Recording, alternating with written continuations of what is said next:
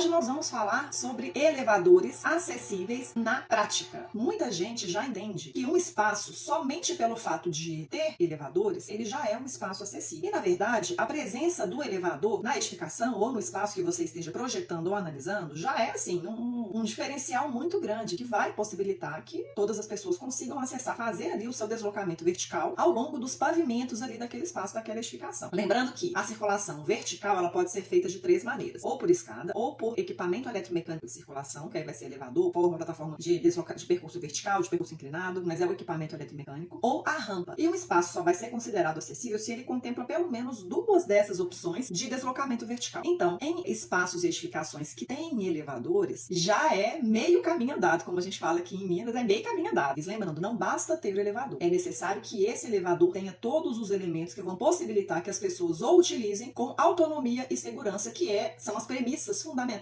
da acessibilidade em si. Só que, vindo aqui para o meu método, que é o mapa da acessibilidade, é uma maneira prática de você fazer uma avaliação para tornar espaços, edificações e projetos acessíveis. Então vamos lá. Na perspectiva do elevador, vamos para o mapa da acessibilidade, apresentando primeiro a premissa no contexto dos elevadores. Então, a primeira premissa desse método é dinâmica de utilização do espaço. É você entender como que as mais diversas tarefas, exercícios de interação do espaço são realizadas. No caso do elevador, como que é essa dinâmica de utilização? É você chegar numa edificação, você saber se existe um elevador, você saber onde que é esse elevador, para você se deslocar até esse elevador. Aí depois você vai chegar e você vai fazer as operações necessárias para utilizar o elevador. E vão ser o quê? Você vai chamar o elevador, você vai aguardar, você vai saber se a cabina chegou para você entrar na cabine e se deslocar até o pavimento que você quer.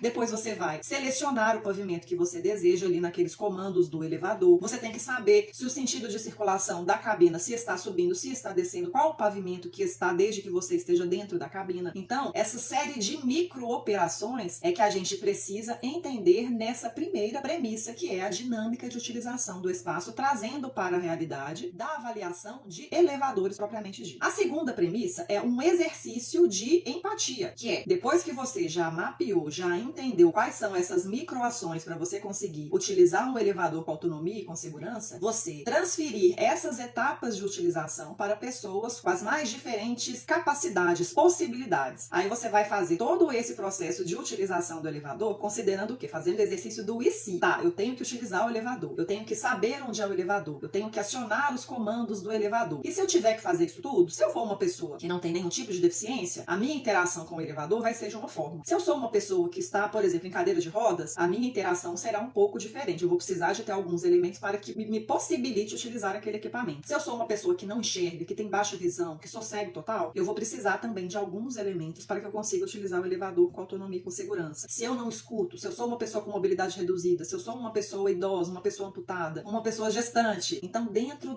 de todas essas perspectivas, você precisa fazer essa dinâmica de utilização do espaço, considerando todas essas possibilidades. Fazendo esse exercício, você já vai conseguir perceber se aquele equipamento, se aquele elevador, de fato vai apresentar aqueles elementos da acessibilidade necessários, capazes de fazer com que todas as pessoas utilizem aquele equipamento com autonomia e com segurança. A terceira premissa do método, para fechar, para você conseguir informar tecnicamente tudo o que você precisa fazer para tornar aquele elevador acessível, vai ser o domínio do conhecimento técnico. Porque a partir do momento que você identificou quais são as etapas, viu quais são as necessidades e as dificuldades da mais diverso tipo de pessoas que vão utilizar aquele equipamento, você vai precisar entender o referencial técnico para fazer a indicação de cada um daqueles elementos, considerando a dinâmica da utilização para todas aquelas pessoas, entendeu? É aí que entra você saber, não, para eu fazer uma avaliação de elevador, eu preciso recorrer lá à NBR 9050, que tem uma parte lá que vai falar só de elevador, não só a 9050, mas eu tenho que ir lá na BNT NM 313, que vai tratar especificamente de elevadores e vai trazer para mim, tintim por tintim, todos os pormenores de todos os elementos que eu preciso ter para que um elevador seja acessível, entendeu? Então, o grosso de uma análise, trazendo para o exemplo de elevadores, seria isso, você perceber como que aquilo é utilizado na prática, tá? E assim, é importante a gente se treinar, a gente fazer o exercício de entender como que é esse tipo de análise, uma avaliação mais analítica, sair um pouquinho do cabresto da norma. Ah, tá escrito na norma, sim, tem que ser assim. É importante saber a informação técnica, mas mais importante, uma coisa que vai te dar mais clareza, vai te dar mais segurança na hora de você projetar ou adequar um espaço de uma edificação, é você fazer todo esse processo, que à medida que você vai vai fazendo, ele vai se tornando cada vez mais natural nas suas análises. E à medida que você for trabalhando, for se desenvolvendo aí pessoalmente, você vai ficar